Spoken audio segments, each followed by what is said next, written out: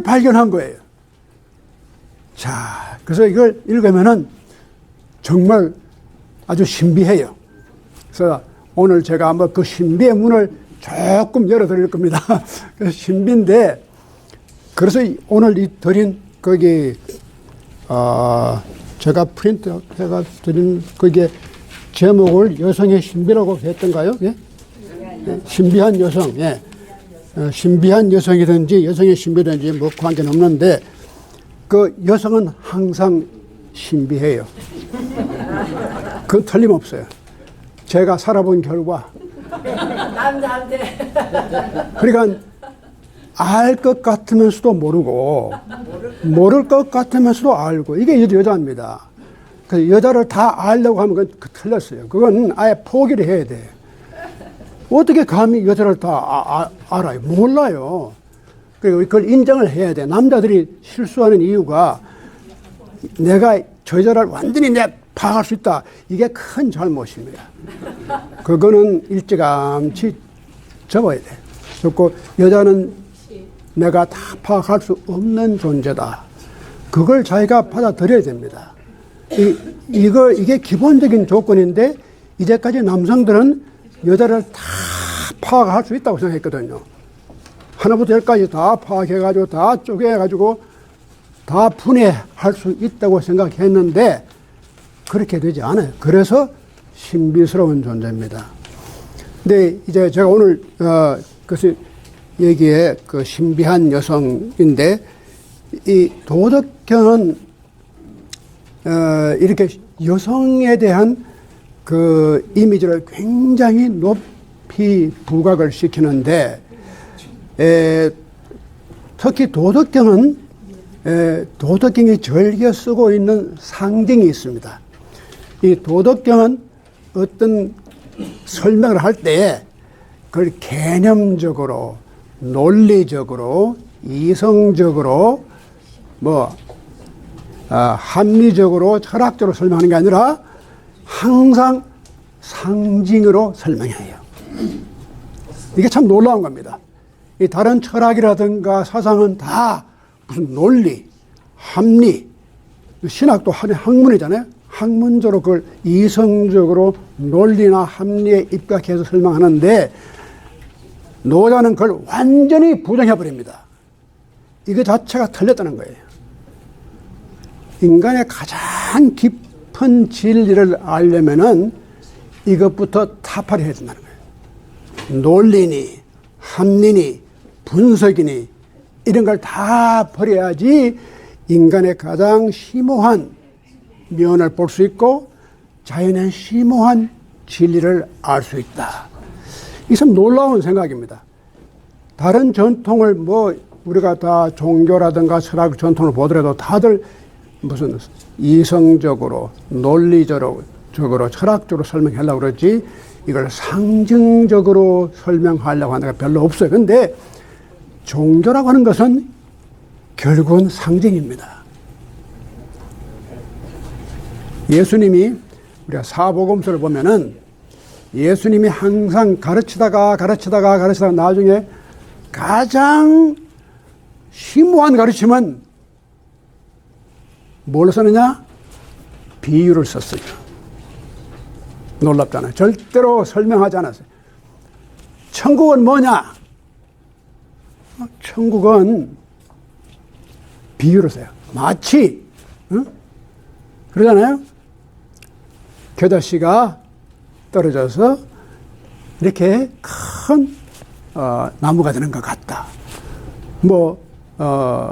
이런 보화를 찾은 것 같다. 이렇게 비유를 써요. 천국은 이렇다고 이렇게 사상적으로, 이념적으로 정의해 본 적이 없어요. 항상 이와 비슷하다. 일종의 이걸 메타포, 심볼. 근데 그런 게 인간이 가지고 있는 그 사상의 가장 깊은 차원을 나타낼 때는 항상 상징으로 들어가야 돼요. 이념, 개념, 이렇게 철학적인, 분석적인 생각 가지고는 절대로 안 됩니다. 이걸 발견한 것이 노자입니다. 노자는 그렇기 때문에 뭐라고 하죠? 도덕경 제1장 1절이 뭡니까? 다 잊어버렸죠? 어떻게 시작합니까? 도가도 비상도, 명가명 비상명. 도를 도라고 설명했을 때는 이미 진짜 도는 아니다 말이야. 이게 얼마나 중요한, 그러니까 도를 무슨 철학적으로 신학적으로 뭐 별의별 소리 다 해가지고 설명해버리면은 이미 끝난 거예요. 그건 진짜 도가 아니거든. 그래서 오늘, 근데 그래서 이제 항상 이 도덕경은 상징을 좋아해요. 이제 이 노자가 좋아하는 상징이 몇 개 있습니다. 그 상징이 오늘 둘 나오는데, 그 노자가 좋아하는 그래서 도를 절대로 설명하지 않고 꼭 상징을 쓰는데, 무슨 상징 쓰느냐? 계곡이다, 골짜기다, 또 여자다, 여성이다, 도는 여성이다, 도는 골짜기다, 도는 물이다, 도는 저기 산에 내버려진 잡목 같은 그런 가지다. 뭐 도는 뭐 그런 식으로다가 항상 어떤 상징을 이제 가지고 도를 설명하는데, 오늘 처음으로 지금 도덕경에서 6장에 중요한 그 상징 두 개를 가져 나오는데, 하나는 골짜기, 또 하나는 여성입니다.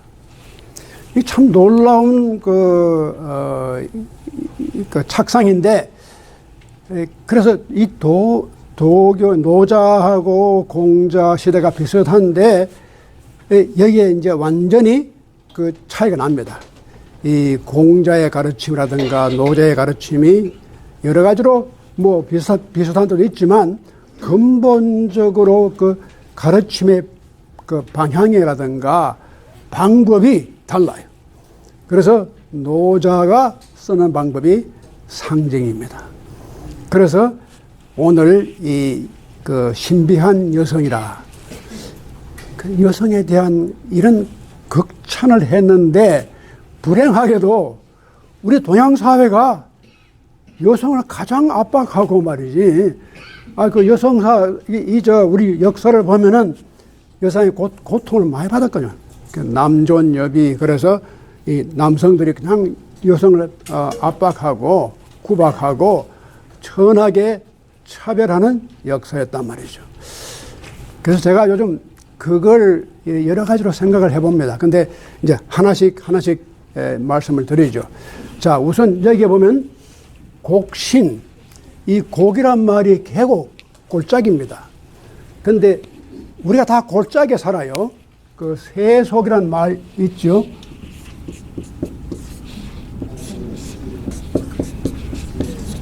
이 세속이라는 말이 인간이 사는 골짜기입니다. 사람인 자에 계곡, 곡자거든요. 그러니까 사람은 이 계곡에 살아요. 골짜기에 살아요. 근데 이게 신이라는 말이 꼭 무슨 하나님이나 그런 뜻보다도 하나의 스피릿, 뭐 고스트 그런 건데, 곡신, 계곡에 있는 신은 불사, 죽지를 않는다. 참, 그래서 이런 거 읽을 때마다 그런 생각이 납니다. 휴스턴 스미스라고 유명한 이 종교학자가 그런 말을 했거든요. 도덕경은, 그렇죠? 2시간에 읽을 수도 있고, 또 20년에 걸쳐 읽을 수도 있다. 근데 이런 거래요. 곡신불사를 한번 읽으면 지나가면 그만인데, 이게 무슨 뜻인가? 한번 생각해보고, 읽고 또 읽고 하면은, 이거 뭐 6장 이거 2분이면 다 읽는데, 이게 한 2년쯤 걸려가지고 생각할 만큼 그렇게 아주 심오한 데가 있거든요. 근데 곡신이라고 하는 것은 계곡이에요. 계곡이 무슨 뜻을 가지느냐. 근데 사람들이 항상 우리가 막연하게 바라는 것은 산꼭대기, 내가 산 위를 올라가는 것, 산을 정복하는 것, 산 위에 올라가서 내가 이제 이 세계를 정복했다, 뭐 이런 느낌 가지는 것. 그래서 항상 산을 올라가는 걸 좋아해요. 그 예수님도 산상보훈 있지 않습니까? 그 산에 올라가서 그 주신 그 가르침인데, 그 산에 올라가는 것이 산상, 그게 산신이에요. 그런데 여기는 곡신이에요. 노자는 일반 사람들이 좋아하는 뭐 딱 올라가서 높은 데 가서 빛을 내는 그런 신보다는 골짜기에 숨어 있는 신, 여기가 이 신이 죽지 않는 신이다. 불사랑. 근데 이 곡자가 여러 가지 의미를 많이 가지고 있습니다. 이게 저 찾아보면은, 그래서 여성하고 곡하고 관계가 깊습니다. 여성의 신체 구조가 이 골짜기로 되어 있어요. 모든 생명이 나오는 것이 골짜기를 통해서 나옵니다. 인간도 골짜기를 통해서 나오거든요. 그 자국이라는 말 자체가 그 아들 자자에다가 궁전이라는 말이 궁이거든요. 그러니까 아들이 어머니 자궁 속에 있을 때가 가장 좋은 거예요. 그래서 그 궁전 같아. 그래서 자궁입니다. 그래서 이름이 자궁인데 그만큼 편안하고 좋은 곳이 궁전이에요. 그 자궁인데 그만큼 골짜기가 우리에게는 생명을 주고 또 영양을 보급해주고 우리가 자랄 수 있게 해주고 하는 아주 기본적인 토양을 제공해주는 것이 골짜기예요. 그래서 골짜기의 신은 죽지를 않아요. 산꼭대기의 신은 죽어버려요. 그건 햇빛이 비치고 그건 너무 드라이하고 그래서 오래되면은 처음엔 조금 났다가 그래서 산꼭대기는 이렇게 농사를 못 짓습니다. 자랄 수가 없어요. 다 죽어버려요. 근데 골짜기에서 키우는 채소라든가 모든 것은 잘 자랍니다.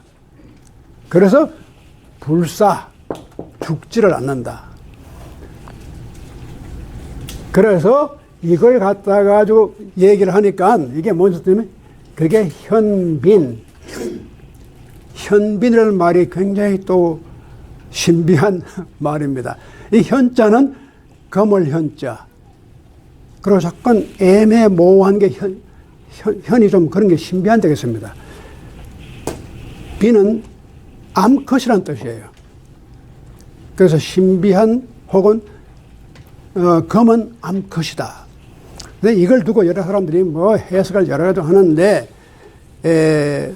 이걸 상징적으로 우리 이해를 해야 되는데 이렇게 이 곡신이라고 하는 것은 이게 바로 이걸 갖다가 신비한 여성이다. 이게 왜냐하면 여자의 그 몸 구조 자체라든가 또 생명이 생기는 과정 자체가 골짜기라고. 이 골짜기에서 나왔기 때문에 그걸 신비스러운 여성이다. 그래서 골짜기의 신은 곧 현빈, 아주 신비스러운 우리가 완전히 알 수 없으면서도 우리가 그 깊이를 항상 인정할 수밖에 없는 심오한 생명의 근원이 되는 것이 바로 빈, 그러한 암컷이다. 그 어머니다. 그런 뜻이에요. 그런데 이런 전통이 사실은 유교 전통 가운데서도 유교가 물론 도교를 굉장히 룩다운, 이게 좀 비하를 시키고 저거 쌍놈들이 하는 것이지 우리 같은 양반은 다들 이렇게 사서삼경 읽고 그러지 누가 이런 걸 읽느냐. 그렇게 하는데 숨어서 많이 읽었어요. 그러니까 이 선비들이 도덕경을 좋아했거든요. 도덕경 읽으면은 뭔가 후련한 데가 있거든요. 가슴이 확 트이고. 유교는 이것 하라 저것 하라 하는 건 많은데 이거 읽으니까 다 필요 없다. 쓸데없는 거 다 집어치고 확 그냥 해방감을 느끼는 거예요. 그러니까 이 선비들도 도덕경을 다 뭐 너저로는 점잖아. 아, 그런 거 우리 안 읽어. 그렇지만 밤으로는 다 읽어요. 그런데 이 보면은 왜 그러느냐 하면 제가 그 보니까 이 정도전 같은 그런 정도전이가 누굽니까? 이지조선 조선을 갖다가 설계한 사람입니다. 그러니까 이 틀림없이 정도전이 도덕경을 읽었어요. 왜냐하면 정도전이 도읍을 개성해서 이 서울로 옮기는데 그때 뭐 한창 그 이성계하고 이렇게 해서 이제 새로운 도읍을 정하는데 문제가 많았어요. 근데 찬반이 있고 그런데 그때 무학대사, 무학이 아니고 무학대사, 이제 학이 없는 대사, 무학대사하고 이렇게 경쟁이 붙어가는데 결국은 이성계가 정도전 손을 들어줬는데 정도전이 설계한 이 서울을 보면은 기가 막히게 이게 바로 명당입니다. 명당인데 그 명당이 뭘 가지고 명당이라 하느냐? 현빈, 여자가 가진 그 모습을 가져야지만 그게 명당이 돼요. 제가 한번 설명을 드릴게요. 저 서울에서 나신 분들은 다 잘 아시겠지만 이 서울이라는 데가 산으로 둘러싸여 있거든요. 그리고 그 중간에 보면 청계천 강에 물이 흘러가고 그런데 그 중앙에 경복궁이 정궁입니다. 경복궁을 거기에 세우고 좌측에는 종묘가 있고 우측에는 사직이 있었어요. 옛날 그 조선시대의 유교 전통이 종묘 사직이 바로 나라입니다. 종묘는 자기 그 임금들, 조상들을 갖다가 다 모시는 위패가 거기 있고 사직은 해마다 왕이 하늘에 드리는 제사를 그 농사가 잘 되고 나라가 부강하기를 위해서 그 종묘 사직을 경복궁을 두고 하나는 왼쪽, 오른쪽은 사직 이렇게 해서 설계를 하고 근데 그 주위가 기가 막히게 가만히 제가 어젯밤에 이걸 내가 연구를 해보니까 이게 바로 여성의 자궁의 모습이에요. 기가 막히게 만들었어요. 저 뒤에는 그 북악산이 있고 저기 앞에는 남산이 있고 그 다음에 인왕산이 있고 뭐 저기 근데 이게 서울이 그렇게 높은 지대가 아닙니다. 약간의 분지거든요. 약간 골짜기예요, 사실은. 근데 그러니까 서울이 여름 되면 덥잖아요. 굉장히 더워요. 그러니까 대구도 무지하게 더운데 대구가 분지거든요. 근데 그 서울이 바로 그런 조건을 다 갖춘 곳이가 명당 가운데 명당입니다. 이거 제가 뭐 풍수지를 좀 알아서 하는 거 모릅니다, 사실. 근데 뭐 아는 척 하는 것 뿐인데, 근데 그 말이 맞아요. 이게 이제 그 배산 임수, 뒤로는 산을 가지고 있고, 앞으로는 물이 흘러가야 돼.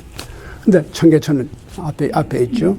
그래서 그 주위를 보면 그 아나토미, 여성의 아나토미하고 똑같아요. 근데 옛날에 명당은 다 그렇게 그 조건을 다 갖춰야 돼요. 약간의 산악이 둘러싸여 있고 앞에는 물이 항상 고여 있거나 흘러가고 그래서 그 모양이 자궁의 모양과 같이 될 때 그것을 가장 좋은 명당이라고 그랬어요. 그래서 자기 조상이 돌아가셨을 때도 묘를 쓸 때 항상 그런 곳을 찾아가지고 묘를 썼거든요. 그래서 뭐 그것이 꼭 과학적으로 그게 뭐 옳다 그런 걸 떠나서 그 사람들이 가지고 있던 세계관이 그거였어요. 이렇게 여성의 구조를 갖춘 도시를 우리가 정의하지만 나라가 잘 된다. 근데 뭐 이렇든 저렇든 조선조가 500년을 넘은 그리고 지금도 서울이 그럼 요즘 한국이 잘 나가잖아요. 그게 아마 이것도 역시 그 서울의 그 도읍을 정한 것이 이게 좋은 일이었다. 그 덕분에 앞으로 한국이 더 발전할 거다. 옛날에 노무현 대통령이 자꾸 서울을 어제 옮긴다고 이쪽에 뭐 계룡산에 어째 뭐 하다가 결국은 안 됐죠. 그래서 뭐죠? 그게 세종 무슨 행정도시를 하나 하고 만드는데 제가 볼 때도 서울은 옮기면 안 돼요. 거기가 명당 자리입니다. 정말 명당이에요. 그렇게 또 서울이 굉장히 아름다워요. 근데 이 산이 없는 도시는 별로 아름답지 못해요. 북경 가면은 북경이 넓긴 넓어요. 산이 없어요. 근데 왜 옛날부터 약간의 산이 필요하냐면 외부에서 침략해 올 때 이걸 성으로 삼았습니다.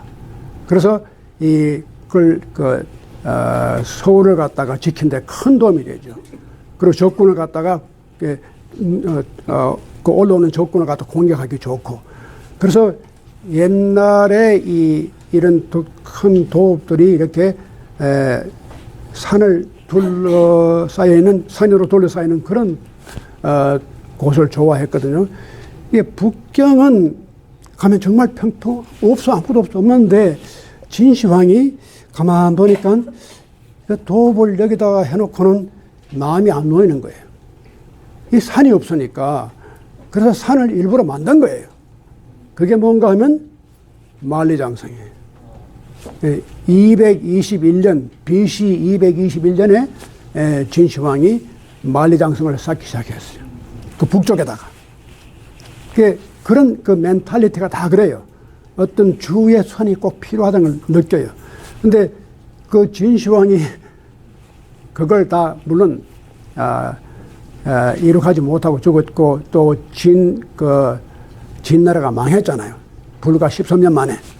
근데 그 후에 또다시 짓고 지었는데 그 만리장성을 쌓으면서 죽은 사람들이 몇 명인지 아십니까? 40만 명이에요. 그 성을 쌓는데 40만 명이 죽었잖아요. Almost half million. 얼마나 엄청난 사람들이 그렇게 희생을 당했어요.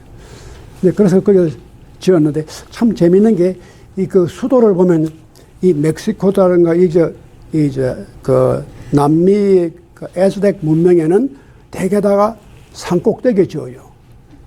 성들이 다 산에 올라가 있고. 예루살렘도 보면 그게 돌산이거든요. 그게 돌산에 가보면 예루살렘 참 볼 게 없습니다. 사실은 그게 좀 우리 종교적으로 볼 때는 그렇지만 그게 그렇게 참 메마른 땅이거든요. 근데 그것도 산 꼭대기에 있으니까 돌밖에 없고. 그런데 그런 문명이 중동이라든가 남미라든가 되게 이렇게 큰 도시나 그런 도읍을 정할 때는 높은 자리를 정했어요. 그래야지 이렇게 공격해 오는 것을 우리가 막을 수 있으니까. 그렇게 했는데 이제 그렇게 높은 자리에 올라가서 도시를 만들든지 아니면 골짜기에 만들든지 그렇게 했는데 그런 두 가지 그 패턴이 있는데 이 골짜기에서 만든 문명들이 오래 살아남았어요. 대개. 산꼭대기에 세웠던 문명들이 다 마야 문명이 아즈텍 문명이 이게 다 사라졌어요. 근데 왜 그러냐? 곡신불사. 이렇게 계곡에 쌓은 성들이 오래 가고 서울같이 이렇게 번영하고 물론 고생이 많았지만 그래도 한 곳에서 600년 가량 그렇게 지켜나온다는 게 쉽지가 않죠. 그게 그만하면 명당값 다 황금이죠. 사실은 그만하면. 그래서 이 곡신은 죽지가 않아요. 네, 계곡이라고 하는 것이 좀 덥고 습기가 많죠. 워싱턴 DC가 사실은 그렇게 좋은 자리가 아닙니다.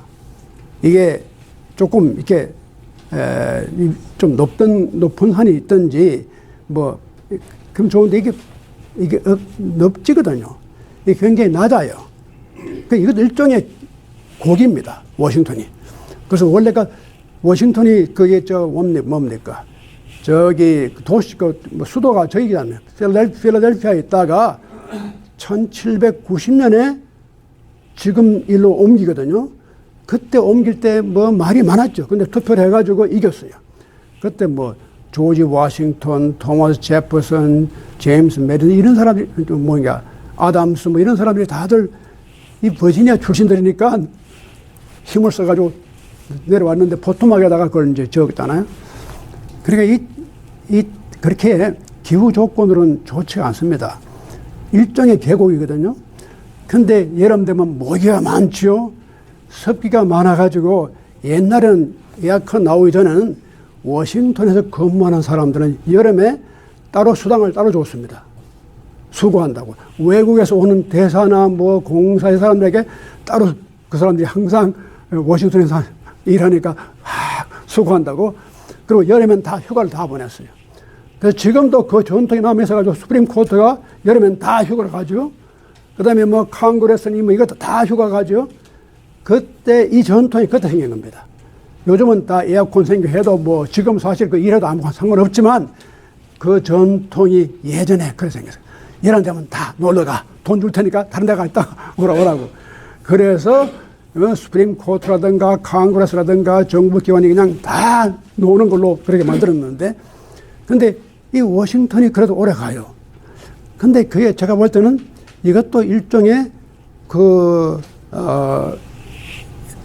풍수 지리에 조금 맞는 얘기 같아요. 그래서 강이 있고 좀 낮고 그래서 이렇게 그러면서 평야가 되고 곡신이 죽지 않는다. 그래서 미국이 앞으로 어떤 사람은 그래. 미국이 이제는 다 끝났다. 이제는 뭐 중국이 올라갈 때가 됐고 저쪽은 하는데 아직도 멀었어요.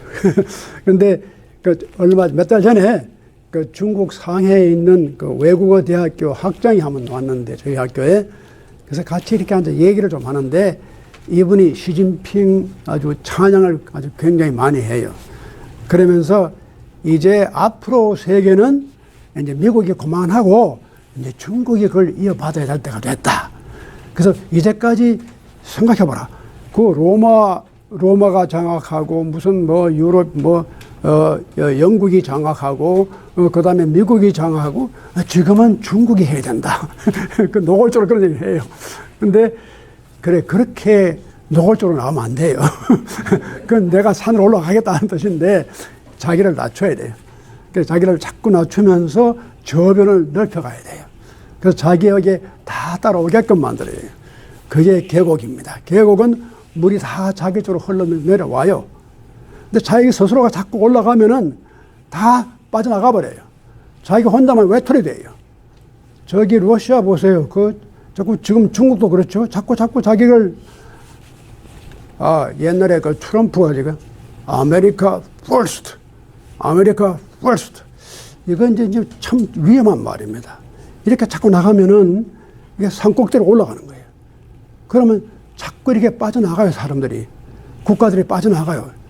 고립이 돼요. 그런데 낮아지면은 점점 자기 쪽으로 몰려와요. 그래서 골짜기가 좋아요. 좀 덥고 습기가 많지만 이게 곡신이 불사하는 거예요. 그 다음에 이게 현빈, 지문, 시운, 천지지근. 바로 여기에서 하늘과 땅이 다 생기는 원리가 이 계곡에서 나온다. 계곡의 신비, 그것이 바로 현빈, 여기 현빈 지문, 그 현빈의 이 문이라는 게 참 그렇잖아요. 이 인간이 태어날 때 다들 어머니 그걸 이제 자궁을 해서 태어나오는데 그게 문이에요. 그 세상에 태어나는 문이 바로 현빈인 지문, 천지의 뿌리가 거기에서 나온다는 겁니다. 참 놀라운 얘기죠. 그래서 이것이 면면약정은 이것이 끊어질 것 같으면서도 끊어지지 않고 계속 이어져요. 계곡이 그래요. 계곡이 흘러가면서 때로는 끝날 것 같지만 또 끝나지 않고 또 흘러가고 이게 계곡이에요. 여자가 그래요. 끈기가 있어요. 그래서 여성의 모습이 바로 계곡입니다. 면면. 그게 계속 존재하잖아요. 계속 써도 끊임없이. 그 어머니의 사랑이에요. 우리가 아무리 어머니의 사랑을 쓰고 해도 어딘가 계속 나와요. 근데 이 정말 읽으면 읽을수록 놀라운 아주 심오한 여성에 대한 그 신비를 여기 알 수 있는데, 자, 문제는 왜 그러면은 동양 사회가 여성을 그렇게 업신여기고 천대를 해왔던가? 저는 이걸 가지고 고민을 많이 좀 해왔는데, 지금도 하고 있고, 그런데, 첫째는 유교 전통입니다. 이 유교 전통하고 도교 전통이 항상 이 대립을 해왔거든요. 근데 유교 전통은 항상 지배청이었어요. 그리고 왕권을 가지고 있었고, 모든 신하라든가 모든 제도가 다 유교 정책으로 이루어졌으니까 도교가 힘을 필 수가 없게 돼 있었고, 또 도교는 그런 어떤 야심이 없습니다. 이 도가 전통은 그렇게 무슨 정권을 잡는다거나 또 남보다 내가 더 위에 올라가야 된다거나 그런 마음이 처음부터 없어요. 이게 참 묘한 겁니다. 나 이제까지 6년간 해왔으니까 그 다음은 내가 해야지. 중국에서 두 가지 대립되는 이념이 생겼는데, 야, 이제 유교 정권은 물러가라. 이제 도교 정권이 올라온다. 도교가 한 번도 그런 주장을 해본 적이 없어요. 오히려 그걸 만약에 도교가 그렇게 올라가면 그건 도교가 아니라는 거예요.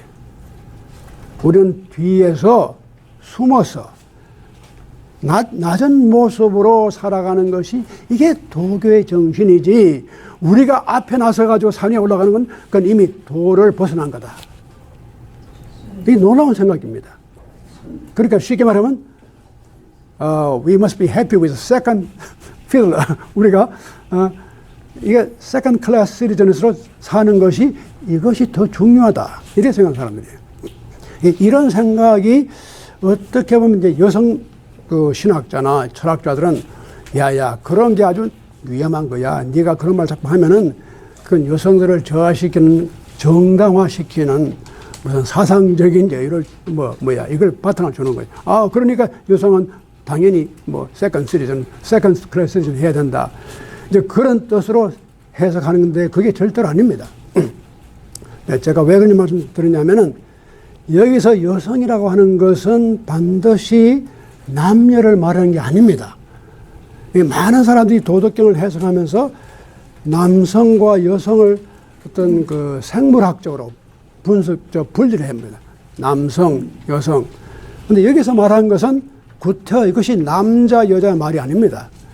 여성성과 남성성. 그러니까 여기에 현빈이라는 뜻은 남자도 이런 마음을 가지고 우리 이런 생활을 우리가 해야 되는 거고, 여자도 그런 생활을 해야 되는 거고, 그러니까 꼭 이것이 생물학적으로 내가 메일이냐 피메일 그런 어떤 싸움이 아니고, 남성들이 앞으로 배워야 할 것은 여성이 되는 겁니다. 자꾸 이런 말하면 이상하게 들려서 성전환을 해야 되든지 이렇게 요즘 그런 거 많잖아요. 성전환도 한다 그러고 별의별 게 다 나오니까. 근데 저는 절대로 그런 뜻은 아니고, 우리가 남성으로 태어났지만 우리 가운데 여성성이 있습니다. 그러니까 페미닌 퀄리티가 다 가지고 있어요. 또 여성도 여성 속에 남성적인 그 퀄리티가 다 있어요. 우리가 바깥으로 생물학적으로 나타난 것이 남자로 나타나고 여자로 나타난 것 뿐이었지만, 인간은 두 가지 성을 다 가지고 살아요. 그렇기 때문에 지금 21세기 문명이 어떻게 좀 평화적이고 또 어떻게 좀 더 서로가 화합하고 서로가 도와주고 더 잘 사는 세계를 건설할까 생각하면은 남자 여자 할 것 없이 우리가 여성적인 현빈의 모습을 찾아가야 돼요. 이것이 우리가 앞으로 배워야 할 사상이고, 철학이고, 종교고 그래요. 이것이 이제까지 21세기를 지배한 것이 너무 남성적인 원칙 속에 살아왔기 때문에 이것을 이제 벗어나야 되는데, 이건 절대로 우리가 어떤 남녀 간의 성 문제가 아니라 인간 속에 우리 잠재해 있는 여성성을 다시 살려내고 이와 같이 우리가 골짜기의 신을 우리가 가지는 것, 우리가 다 골짜기로 내려가는 것, 이것이 우리에게 주는 하나의 중요한 교훈이라고 생각합니다. 그런데 이 보면은 이러한 사상이 서구 사상 가운데 별로 없습니다. 이게 놀라운 게 2600년 전에 노자가 이런 생각했다는 것이 참 놀랍죠. 우리 아브라함을 조상으로 하고 있는 유대교나 기독교나 이슬람 종교가 다 남성 중심이고 남성적인 어그레시브, 그리고 정복하는 것, 지배하는 것, 이것이 중심 사상이었어요. 그리고 이 골짜기는 항상 이게 아주 부정적으로 나와요. 여러분 구약의 시편 23편 4절을 보면은 무슨 말이 나옵니까? 유명한 구절 나옵니다. 시편 23편에 내가 사망의 음침한 골짜기를 지나갈지라도, 사망에. 그러니까 이 유대교나 기독교나 이슬람, 이게 아브라함의 이 종교에서는 골짜기는 죽음의 상징입니다. 패배의 상징입니다. 이건 더럽고 추잡하고 버릴 수밖에 없는 상징이에요. 지금도 예루살렘에 가면은 그 흰놈의 골짜기라고 있습니다. 이렇게 예루살렘 성에서 한 서남쪽으로 조금 가면, 근데 그 골짜기는 죽음의 골짜기예요. 시체를 버리고 모든 못 쓸 걸 다 내버리고, 그래서 그게 흰놈의 골짜기로 유명합니다. 그래서 골짜기를 그렇게 묘사했는데 노자는 놀랍게도 이 골짜기가 불사, 곡신은 죽지 않는다. 이러한 착상이 정말 놀라운 착상입니다. 남들이 다 버리고 저주하고 이걸 다 부정적으로 심판하는 그러한 대상을 잡아 올려가지고 이것이 우리의 생명이다. 그러니까 노자의 기가 막힌 심오한 뜻이 여기에 지금 흘러가고 있는데, 어떻게 보면은 그 노자의 그 생각이 일리가 있는 것 같아요. 그래서 우리가 이 세상을 살아갈 때 우리가 이 노자적인 골짜기의 신을 모시는 것, 이것이 참 중요하다. 근데 여기에 신이라는 것을 다른 사람들에게 스피릿, 얘를 꼭 무슨 하나님이나 그런 뜻으로 생각하지 말고 골짜기의 스피릿, 그런 정신을 가져라. 근데 제가 이제 말씀드리다 말았지만, 그러면 왜 중국이나 한국 사회에서 유교가 이렇게 도교를 억누르고 사회를 지배하고 이런 분위기 가운데서 여성을 다 탄압하고, 그 유교는 무조건 지금도 그렇습니다. 그 유교가 항상 비판의 대상입니다. 뭐 공자가 죽어야 나라가 산다, 그런 말도 나오고 그러잖아요. 죽어야지, 이 유교는 없애버려야 되지. 그런데 제가 최근에 요즘 제가 스트레스를 많이 받고 있는 게 뭐냐면, 이 율곡의 성학 지표라고, 이게 이 책을 율곡이 죽기 전에 2년 전에 썼는데, 제가 이제 그걸 하나하나 이걸 다 읽고 뭐 번역도 해야 되는데 하기 싫어요, 사실. 근데 이걸 하긴 해야 되는데, 밤에 잘 때마다 이게 큰 고민이야. 이게 내가 율곡 선생님한테 이걸 꼭 해드려야 되는데, 내가 이건 꼭, 그 도덕적인 제가 뭐 윤리적인 오블리게이션은 제가 가지고 있는데, 그냥 뭐 자꾸 이제 이제 저한테는 그게 하나의 요즘은 스트레스가 됐는데, 그래도 이제 해야 돼요. 이제 거의 다 했습니다. 근데 하나하나 하면서 그 왜 율곡이 이런 걸 썼을까? 근데 그 표면적인 이유는 그걸 써가지고 왕한테 그 선조가 왕인데 그걸 바치고 어떻게든지 이 왕이 좀 선한 정치를 해서 나라를 잘 다스리기 위해서 아주 그 대단한 포부를 가지고 율곡이 이걸 쓴 거예요. 근데 그 썼는데 제가 볼 때 그 왕이 그 읽은 적이 없는 것 같아요. 왜냐? 제가 몇 가지 정도를 가지는데, 첫째는 이게 너무 방대해서, 아니, 왕이 이걸 언제, 그걸 들고 왔는데, 이게 400페이지, 500페이지 된 거, 그 지금 영어로 번역하면 600페이지가 넘어요. 근데 이걸, 아니, 왕이 뭐, 앉아가지고 궁녀들하고 같이 뭐 차를 마시든지 술을 마시든지 사냥을 하든지 놀러 다니든지 이런 거 하지, 누구 앉아 그걸 이렇게, 첫째부터 그건 말이 안 되고, 또 두 번째, 그 읽어봐야 재미가 없어요. 그 안에. 내용들이 그렇게 뭐 재미있는 얘기가 없단 말이죠. 그런데, 근데 그걸 자세히 읽으면은 그 율곡은 그 그 책을 쓸 때 중국에 벌써 삼왕 5제 때부터 내려오던 모든 역사적인 사건 이야기를 다 모아가지고 그걸 다 적고요. 뭐 진짜 무슨 엔사이클로피디아가 적는데, 이걸 왜 적느냐 하면은 왕이 이걸 따라가면 안 된다.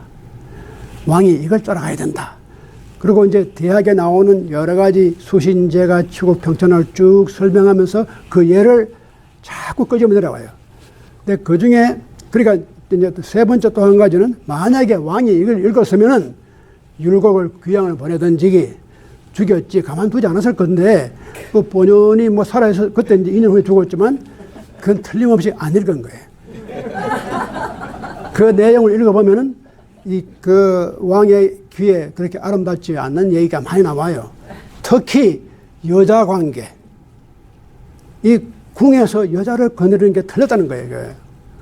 이걸 못하니까, 그래서 그 예를, 그러니까 그 율곡이 여러 가지 챕터를 많이 쓰면서 한 챕터를 여자를 다루는 챕터를 하나 따로 썼어요. 근데 거기에 보면 그 중국의 예를 갖다가 뭐 별의별 예를 다 끌어와요.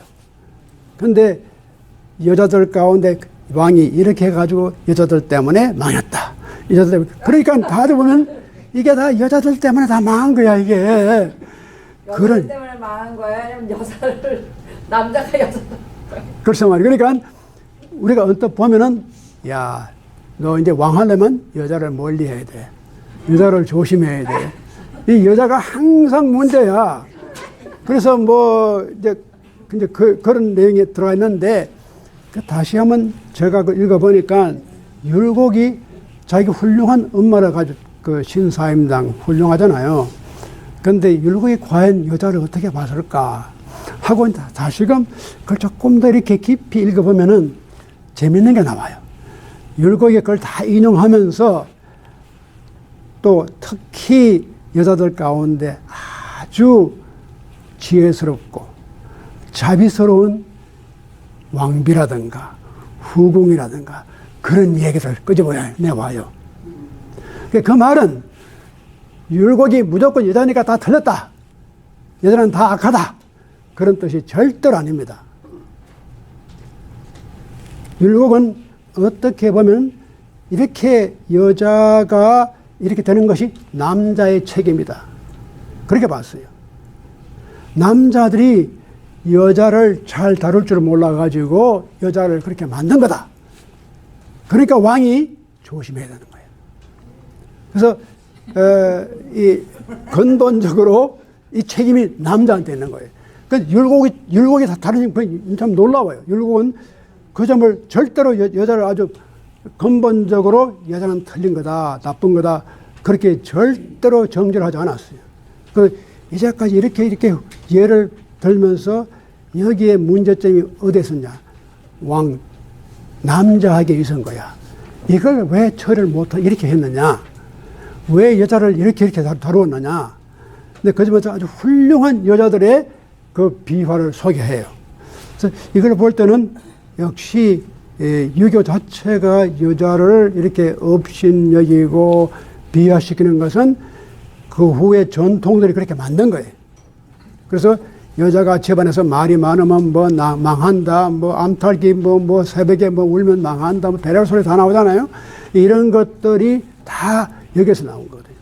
그 나쁜 예를 다 끌어가지고 그걸 정당화시켜서 남성 위주, 남성 상위의 그런 일종의 이데올로지를 만든 거란 말이에요.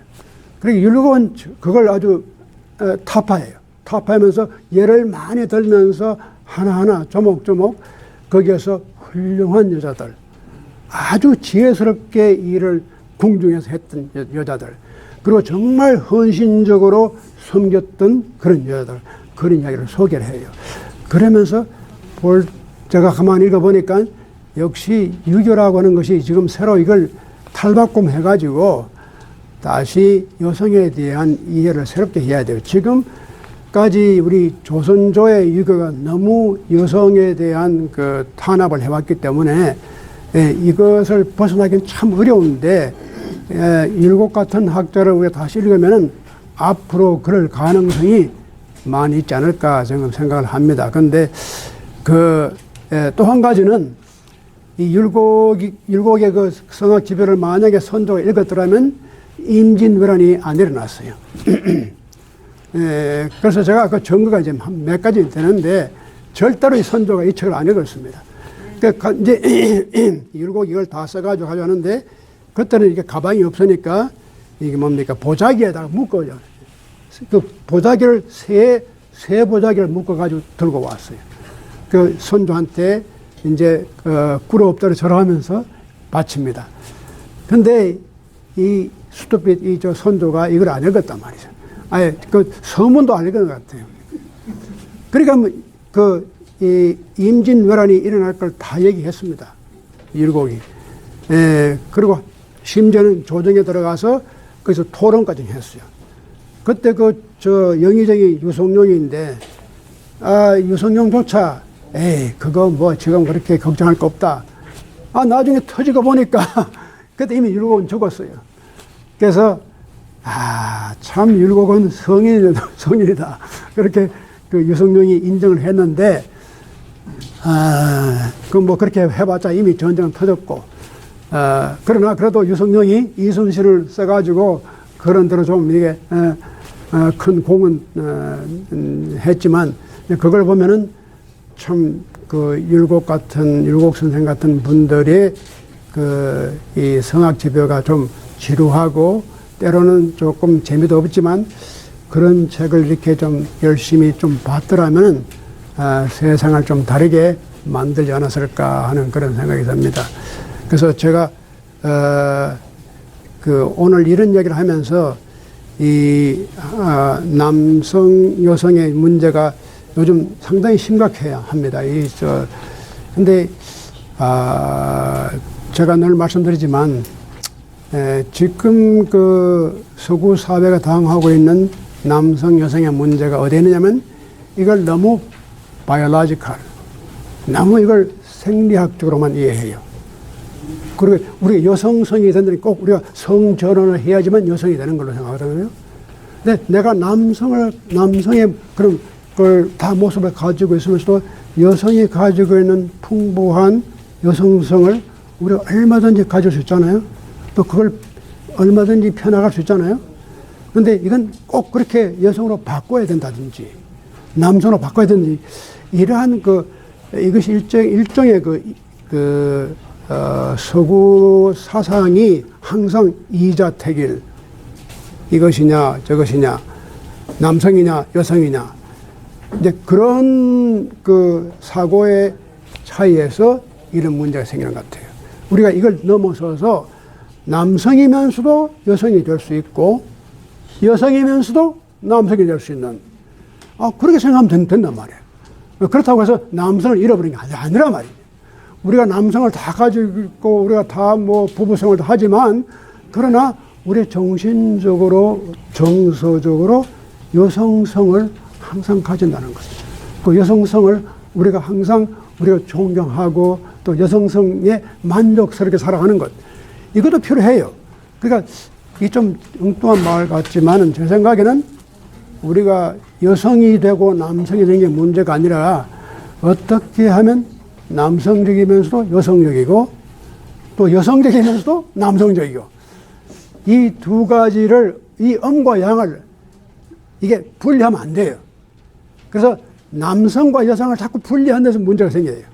근데 이게 음과 양이 다 어느 존재든지 다 들어가 있어야 돼요. 음이 있으면 양이 있고 양이 있으면 음이 있고. 그래서 우리가 이런 각도에서 본다면은 우리가 얼마든지 계곡의 신같이 정말 죽음이 없는 그런 무궁무진한 그런 삶의 근원을 우리가 항상 가지고 살 수 있는 그런 생각이랄까, 그런 철학이랄까, 그런 종교랄까, 이런 것들이 다들 얼마든지 가능하지 않을까.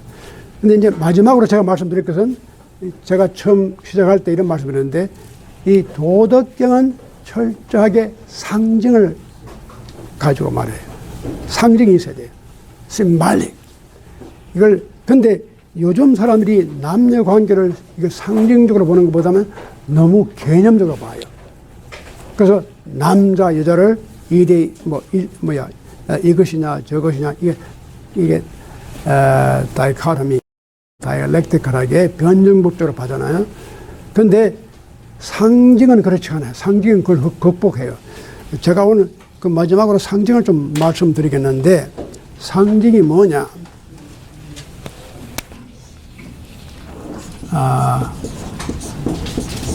그 메타포, 도덕경은 처음서부터가 상징으로 도가 비상도, 도를 도라고 개념적으로 정의하면 이미 도가 아니다. 도는 상징이다. 가장 인간의 궁극적인 진리랄까, 우주의 궁극적인 진리는 상징적으로 밖에는 표현할 수 없다. 그래서 상징을 굉장히 높게 이렇게 평가를 하는데, 이 상징이라고 하는 것이 개념보다 훨씬 높은 차원이 있어요. 그래서 제가 그 전번에 말씀드렸지만 하나님도 상징입니다. 하나님을 자꾸 개념화하는 것 잘못이에요. 기독교 신학이 자꾸 서구 신학이 하나님을 신학적으로 개념화했거든요. 근데 신은 개념화하면 신이 안 돼요. 신은 상징으로 남아있어야 돼요. 그래서 제가 얼마 전에 그런 얘기, 우리 한국 사람들이 상징이라는 말을 잘 이해를 못해서 내가 하나님도 상징이고 신도 상징이니까 그거 큰일 납니다. 교회 가서 그런 말 하면 큰일 납니다. 하나님이 무슨 상징, 하나님은 영원한 실제지요. 응? 아주 궁극적인 존재지요. 상징이라니 이게 말이 되느냐? 저 이단이다. 교회 가면 저는 이단이 됩니다. 근데 몰라서 그래요. 하나님은 상징입니다. 상징이 더 궁극적이에요. 우리가 이름도 상징입니다. 이름이 개념이 아니거든요. 그러니까 도가도, 비상도, 명가명, 비상명. 우리가 이름으로 상징으로 보지 않고 개념을 보면 그게 이름이 안 돼요. 이름은 상징으로 남아있어야 돼요. 그래서 상징의 profundity, 상징의 그 심오성을 갖다 우리가 이해를 해야 되는데, 그걸 이해를 못해요. 왜냐하면 상징은 우리에게 항상 새로운 문을 열어줘요. Opening new ideas. 개념화 해버리면 그 개념밖에 몰라요. 우리가 학교에서 시험을 보면 숙제를 해오거나 학기말 시험에 무엇을 정의하라 그러면 그 개념적으로 딱 정의하잖아요. 한 석 줄, 넉 줄 해서 그러면 그게 만점. 근데 일단 그렇게 해버리면 다른 해석이 들어갈 자리가 없어요. 그러잖아요. A를 A로다가 봐버리면 그 B가 들어갈 자리가 없단 말이에요. 그런데 상징은 가능해요. A를 A로 받아들이면서 또한 얼마든지 B가 들어갈 수 있는 방이 또 있어요. 그게 상징의 힘이에요. 그러니까 인간의 진리는 상징이 되어야지만 그게 진리는 자꾸 변해요. 진리가 뭐 불변하다 그러는데 불변한 게 그 진리가 아닙니다. 진리가 변해야 됩니다. 그 불변하는 건 금강석 같은 거, 돌 같은 그게 안 변하는 것이지 무조건 변하지 않는다고 그게 다 좋은 게 아닙니다. 변할 건 변해야 돼요. 그 변해야지만 불사, 죽지가 않아요. 계곡은 항상 변해요. 여기 저기 우리 셔난도아 밸리 거기 가면은 산꼭대기 보면 내려다 보면은 참 아름답고 좋아요. 거기는 봄, 여름, 가을, 겨울 하고 계절이 바뀔 때마다 그게 바뀌어요.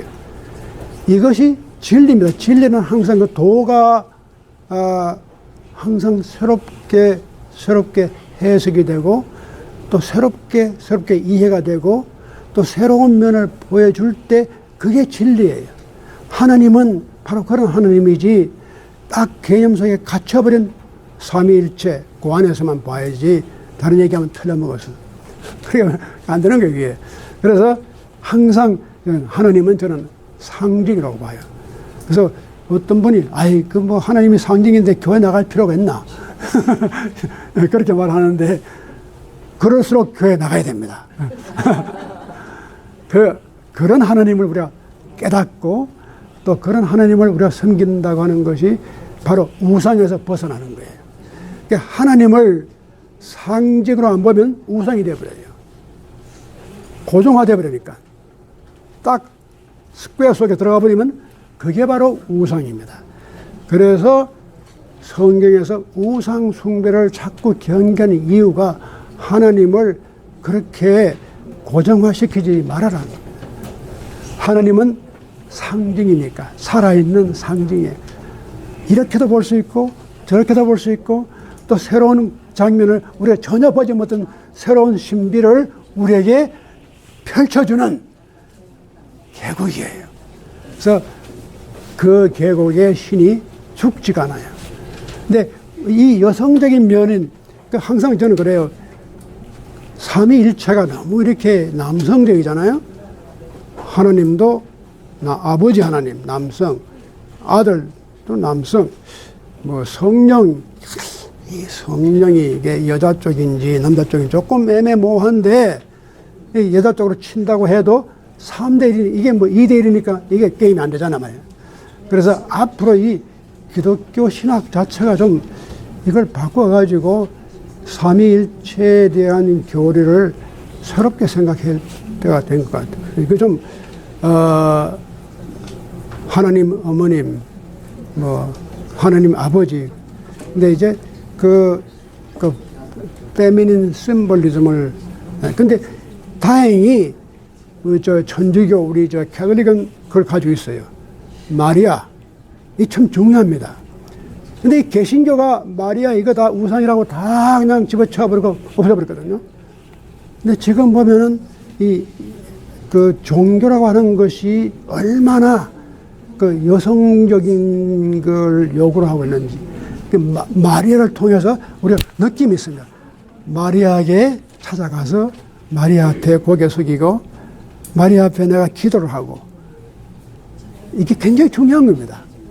그게 어떤 아주 젠틀하고 소프트한 그런 나를 다 품어주는 나를 다 안아주는 그런 따뜻함이 여성성이 있기 때문에 근데 이런 것이 앞으로 서구 종교가 너무 이제까지 유대교나 기독교나 이슬람이 너무 남성성을 가지고 지배해왔는데 이제 이걸 좀 넘어갈 때가 된 것 같습니다. 21세기부터는 우리가 이 종교가 좀 더 여성적인 종교로 변해야 그게 기독교가 앞으로 오래 살아남을 하나의 방법입니다.